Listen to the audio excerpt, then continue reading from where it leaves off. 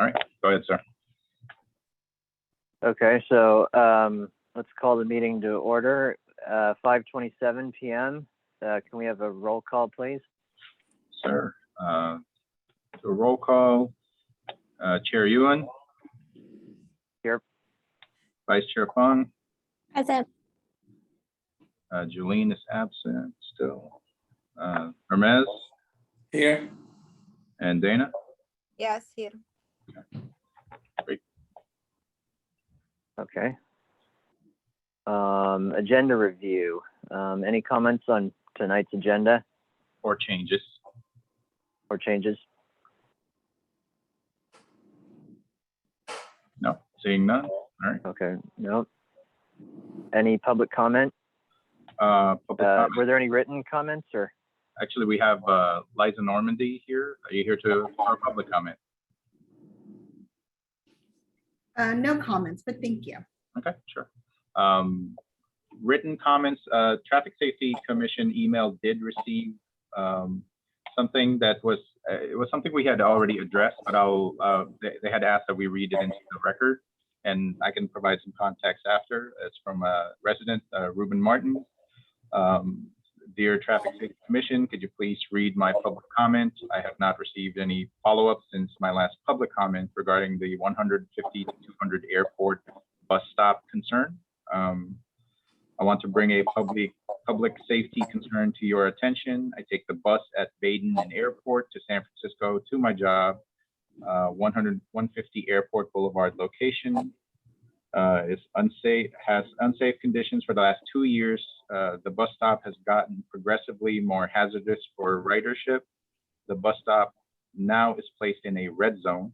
The bus now stops in the red zone / traffic lane and blocks the lane when picking up and dropping off. No access or accommodation, benches for disabled residents who use the bus stop. They also provided some photos. Please see one rider using the fire hydrant as a bench. I have called Public Works Department and the Traffic Safety Commission of South San Francisco several times and left voicemails. Staff advised that I would get a call back from the Deputy Director in charge. Never got a call or follow-up from the Traffic Safety Commission or Public Works Department about the bus stop shelter, which was removed 2 years ago. In addition, for the past 6 weeks, there is a glass company van that parks on the red zone every morning, blocking the bus when it picks up and drops off riders. Please find attached photos for unsafe conditions. South San Francisco needs to prioritize public safety. Many seniors are exposed to unsafe conditions. Staff needs to be proactive and not reactive. Samtrans is working on their Reimagine Samtrans project. Could you please share these pictures with Samtrans as well? Maybe Samtrans could help while they are working on Reimagine Samtrans. Safety should be first, even more critical during construction. Thank you for your attention to this public safety issue. Regards, Ruben Martin.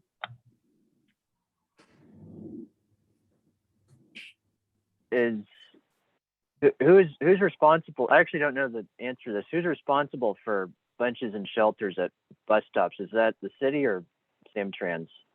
That is Samtrans that is responsible for installing shelters.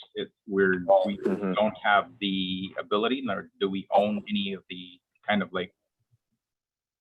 prefabricated materials to install shelters. So it's something that usually in the frontage of private developments, that's something that they would coordinate with Samtrans if they're going to make any kind of modification or temporary removal for construction of those existing bus stops. Does Samtrans? Yeah. Oh. Does Samtrans know about the missing bench? Yes, our understanding from we actually talked about this in the traffic advisory committee in the last one. Samtrans has to be consulted if any private development or anyone will make any kind of changes to those bus stops. And the agreement is usually with that private developer to restore the bus stop back to its original conditions. And so that's something that the private developer coordinates. Mhm. So what we have done as staff is actually provided Mr. Martin with a response. We actually already did. That's why our Public Works Director, Dave Backhaus, is supposed to reach out to this individual and let them know what we're competing with. One is that we may not have the ability to install anything temporary at this time, and we normally don't, because we don't make transit shelters. It's something that has to be coordinated through Samtrans, right? And so all that we have the ability to do is enforce the encroachment permit that the private development has for the construction at this location, because they are temporarily responsible for everything that happens here. So we can enforce and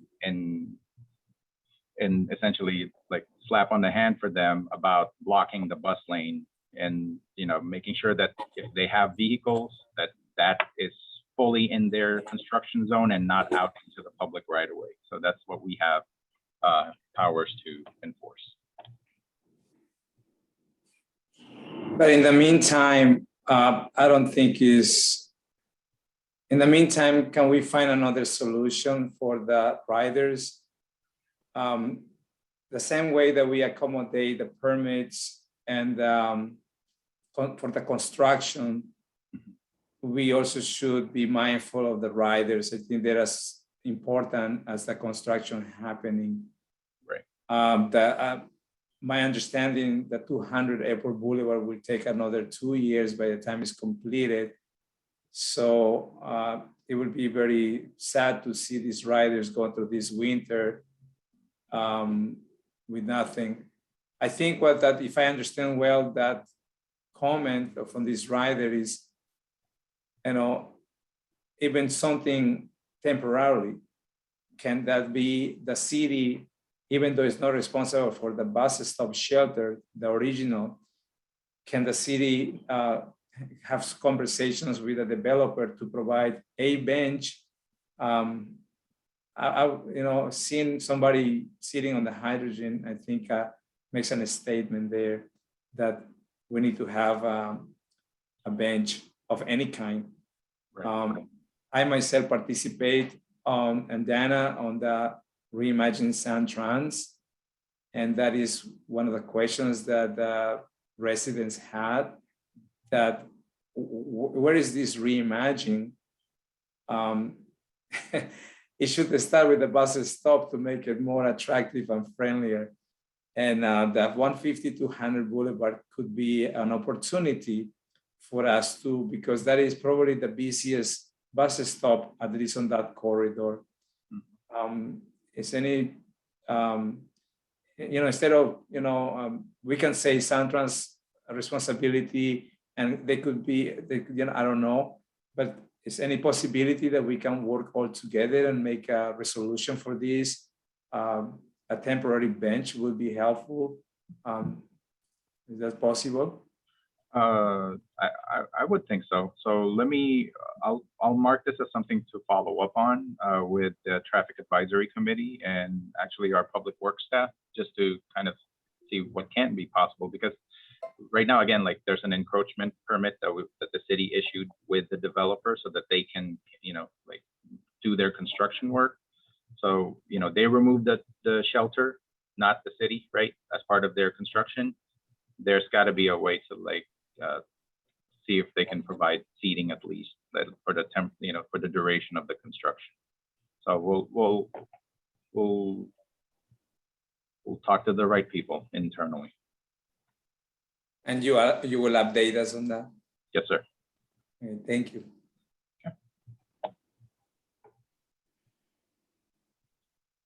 Any other public comments? No, that was it. Okay. Let's move on to approval of the minutes from our July meeting. Can I have a motion to approve? Motion. I'll second.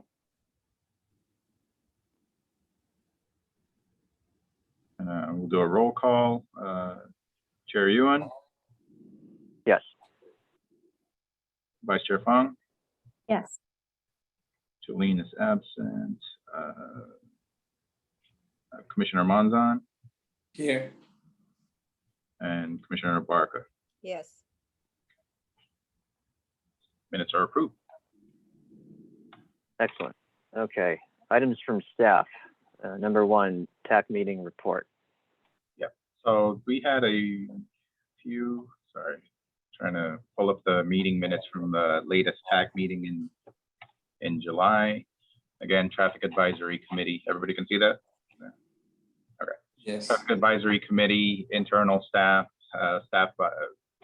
with our engineering, public works, police and fire, and myself in planning. We received several requests through the TAC, Traffic Advisory Committee, the forms that were submitted. One of them was, and I'll just briefly go through it, a request to do switch to automated pedestrian signals instead of you have to push the button, the pedestrian actuated ones. But it's something that TAC needs to get more information. So I believe we're reaching out to this person making the request to kind of identify which pedestrian signals need intervention. 107 Dundee, there was a request for a blue curb in front of a walkway for a caretaker. I don't believe that this request was granted for the blue curb, given that it wasn't for the property owner, but more for the caretaker. That was the nature of the request. A response letter has been sent, but we will, and I think the problem was stemming from a lot of people, like, there's a faded red curb and people keep parking and then blocking their driveway. So staff did recommend that a work order will be sent to the maintenance division to kind of refresh the red zones, and to kind of give the visual cue for people not to block a driveway. 18 Maple, requesting speed bumps on Maple to prevent speeding, but I don't believe this was done, or this request was granted, given that this segment of Maple is was performing better and did not actually have the corresponding number of crashes to warrant speed bumps. So it's something that and there is no recent accident or any history of accidents that were reported as a result of speeding. So it's something that staff is just going to pay attention to for the moment, but staff will not be installing speed bumps at this location. In 100 to 146 Hazelwood Drive, there was a request for a blue disabled parking that would be closer to the retail shops. I believe this is on the street next to the Smart and Final. And I think staff agreed that the nearest disabled parking was too far from those businesses. And so the solution would be to convert one of the existing green zones, because most of those spaces there next to Smart and Final are all green zones anyway. So one of them would be converted to a disabled parking space. Next was 208 Cypress. This was the one that we had looked at in the Parking Place Commission, but the recommendation was to actually have TAC look at this further. The request really was for a white parking space in front of the Shah Janel Home Care Services. So the original request was to dedicate one parking space for the business use only, but staff was looking into the Pine Fino development, and actually there are 2 visitor parking spaces that all retail spaces and visitors to the building are supposed to use, and it's right there in the garage area in front of the gate actually. So there are 2 visitor parking spaces there for the retail. Ultimately, the TAC had recommended that white zones would be painted on at least one of the spaces near the front of this business, just to facilitate additional pickup and or loading and unloading for the businesses. And then requesting Ravenwood Way and Wildwood Drive in that area, to install stop signs. But that was not granted, given the history of the street, it doesn't meet the city's warrants for installing a multi-stop intersection. 614 Tamarack, was a request to add a no parking or red curb to kind of, again, clarify that there is a parking space there, but if you actually look at this house, the staff didn't recommend adding any kind of like no parking sign or red curb because their parking space that they're trying to keep open actually is leading into their backyard, which is not legal. So this was not a request that was approved. Next one was Lomitas near Arroyo, a request to add a street light to deter illicit activities. I don't believe this was, it was not recommended because I think that we were running into, or at least Public Works staff was noting that there was no way to connect a new light in this segment of the street. However, the police department and Public Works are aware of the issue and would, actually step up enforcement in this area instead of putting a new street light. And then finally is Appian Way and Moonlight Court, request to trim bushes on the center divider. That was just a maintenance thing, and because it was creating a sight distance hazard. So the staff is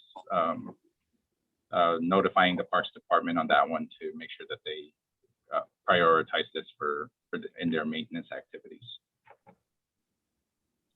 And that was actually it as far as like comments from or requests from the public. So if there's any specific ones you are curious about, just let me know. Yeah, I'm curious on the one that requested the bump, street bump. So if a street has a requested for street bumps, and if there is no accidents, what are the other checklists that could help that street to possibly get the bumps, the street bumps? Right. If there hasn't been a history, or good that there hasn't been any accidents or anything like that. The other criteria would be to monitor that for speeding. That's the other. So is to look at how fast cars are going on that specific street, just so that we can say, hey, people are, if it's like, it always happens on like downhill streets, people tend to just zoom by, right? So we would then have staff like monitor that, like for speeding, and then if necessary, then a speed bump would be recommended for that segment.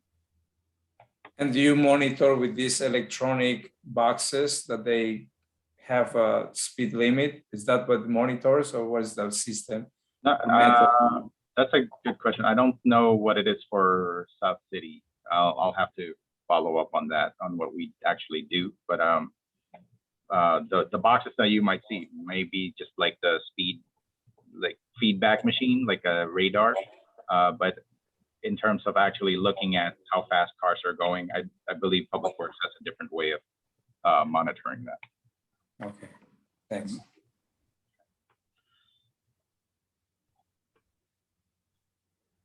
Anyone else? Any other questions for Chris? Okay. I guess, okay. Thanks for the update, Chris. Sure. So we'll move on to staff item number 2, local road safety plan data collection update.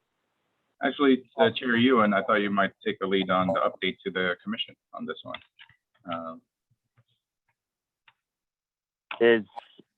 was the what work did the consultant do since the last time that we met?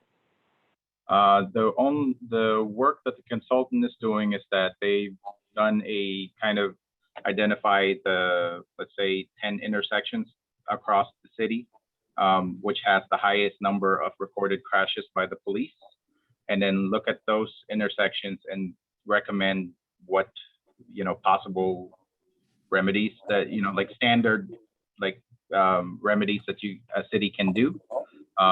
For example, Spruce and Grand, what the data, like the police data that they've collected, shows that there was actually a lot of people making a left turn from Grand up to Spruce to the school, and they often the people sit there at the intersection waiting to make a left turn, and a lot of people basically swerve around to get it, to keep going down to like City Hall on Grand. So one of the solutions that, let's say, the consultant will suggest is to actually create a left turn lane or create a left turn signal at that intersection. But that's only a recommendation. It'll still require, like community input and additional work to make sure that that's something that we want to put in there to address that kind of safety concern. So the next step for the consultant, after looking at that, doing this field visits and looking at the data, is to then give us I think a draft local road safety plan. That's what I will share with this commission to kind of review, like, all of the places in the city that have these kind of issues.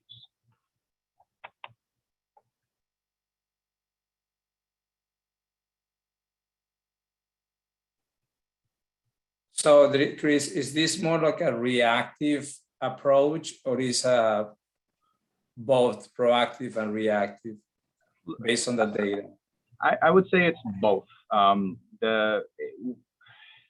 It's reactive in that the data that police has reported showed there's been multiple, like 10 accidents or 10 crashes here on that left turn movement, so we have the data that shows it's a problem, and then being proactive and saying like, hey, here's the set of solutions that we can do to this intersection, and like the overall goal of the local road safety plan is to allow our public works division to compete for money to then implement those solutions. So it's a mix. So it's proactive and reactive. And what percentage of the residents of these places participate on this outcome? Do we have a percentage of residents or local businesses that they participate, or is it just based? It is? Yeah. So to clarify, like the only reason to do this kind of hard data look into these crashes is so that we can tell the state or whoever holds money for, improvements that, hey, we have a problem. Here's some recommended solutions. And then once they give us a grant funding for these types of improvement, then we do the same thing that we do, which is, reach out to the community. Hey, these are the types of things we want to do here. Provide your input. So we're like at the very early stage of this kind of effort. So even on like Spruce and Grand, of course we're not talking to the neighbors because we're just assessing what's an existing condition and what the things that we could improve upon.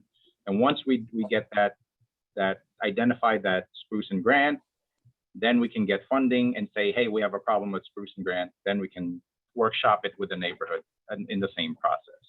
So like don't worry, like public input is going to be crucial in getting these improvements in. A lot of this is just so we can say to the state that we need money for these things. This is just a data analysis, essentially, where you're looking at the crash data and looking at the existing conditions at some of the trouble spots and coming up with proposed solutions for addressing, the types of crashes that you see there. And yeah, and because, and that highway safety improvement program funding, the federal funding, obviously it's, in order to be competitive for that, you need to show that, there are, a certain number of crashes and a certain type of, certain types of crashes that justify that grant funding that comes from the feds to the local cities. So that's where this, that's what I'm hearing, where this study comes in.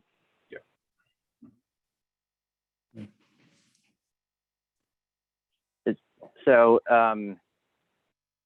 is the consultant, are they just looking at the hot spots, like the intersections and the streets that have the highest crash rates, or are they also looking, for patterns across the city as a whole, and looking at, sort of,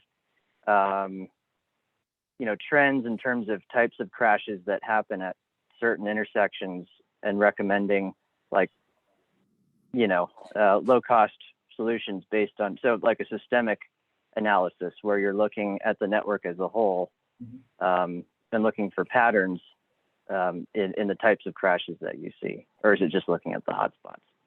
No, I think it's exactly that. It's more than just the hotspots and say like, hey, we've had 50 crashes on these like 3 intersections.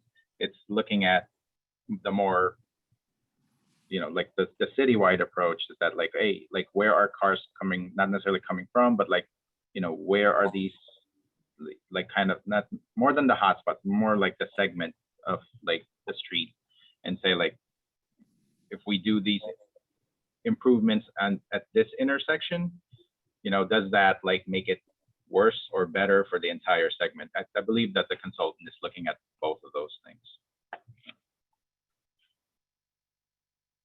But that's a good question. We have a meeting with them later this week, and if they're not including that type of analysis, then they better.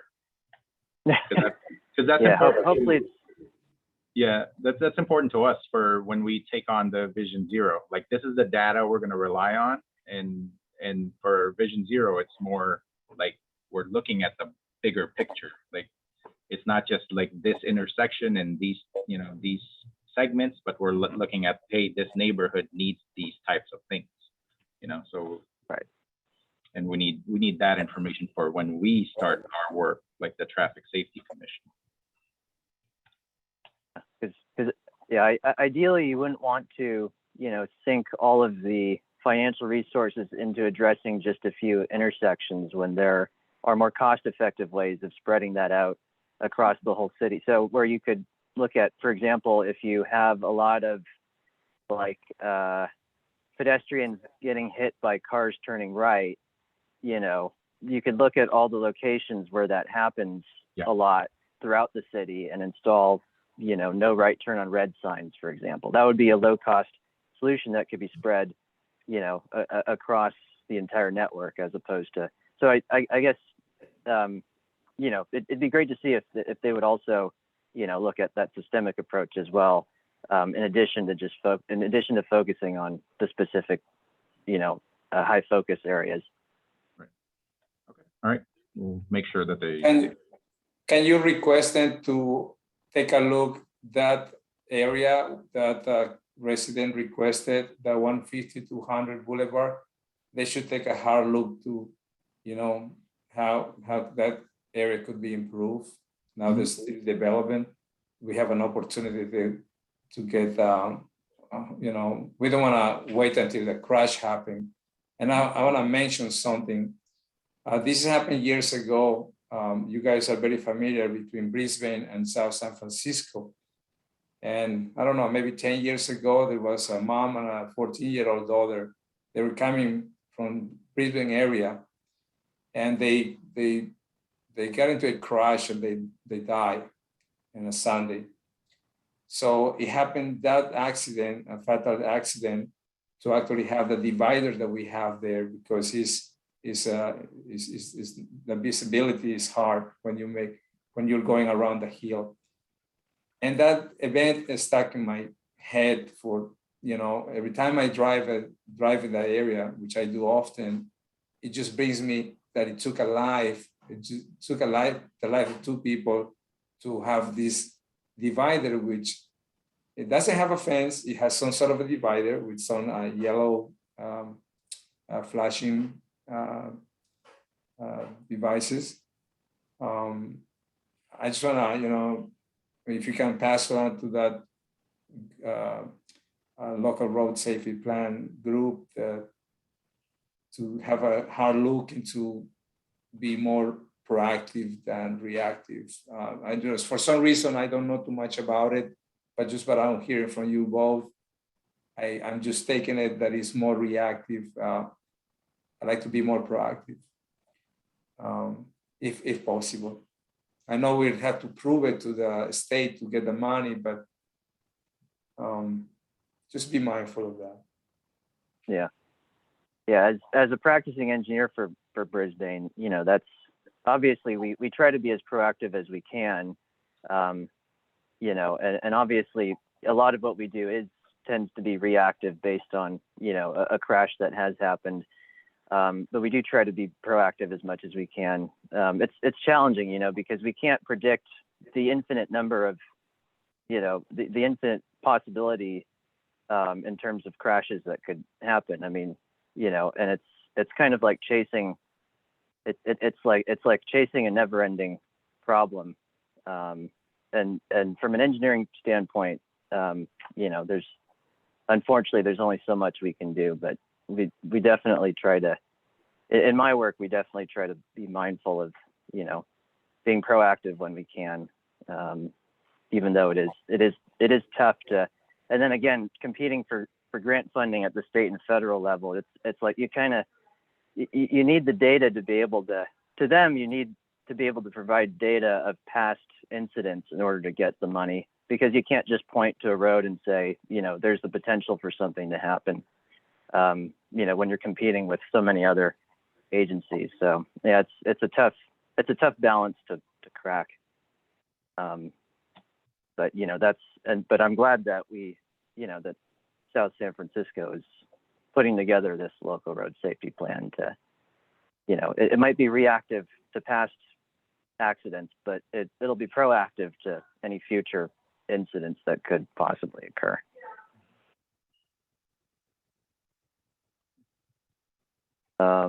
Yeah, any other comments or questions for Chris?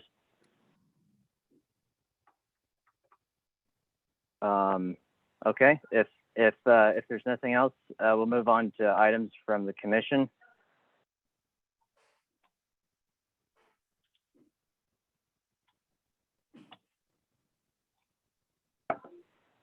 Yeah, Chris, any updates? Like, we still far away from we're getting together person? Any updates on that?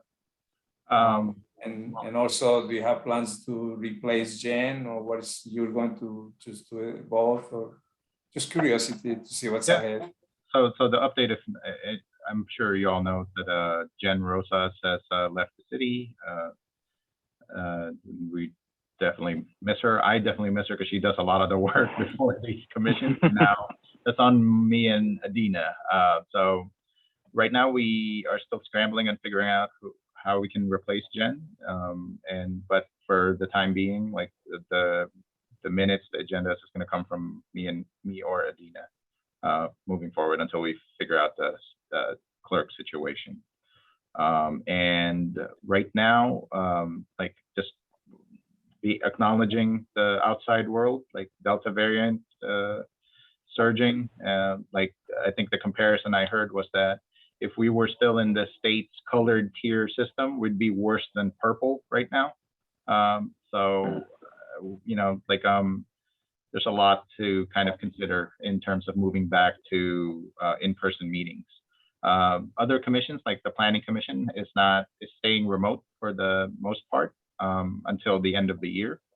And then so we'll kind of follow like kind of that path and see what we can see if it improves. Like let's say by like November we can try.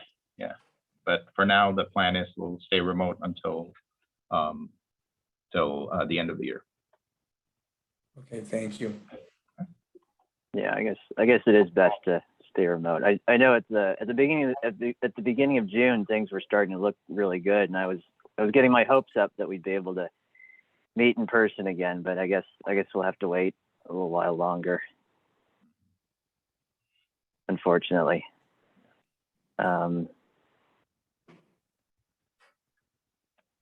Understand. let's see, Just want to have some idea.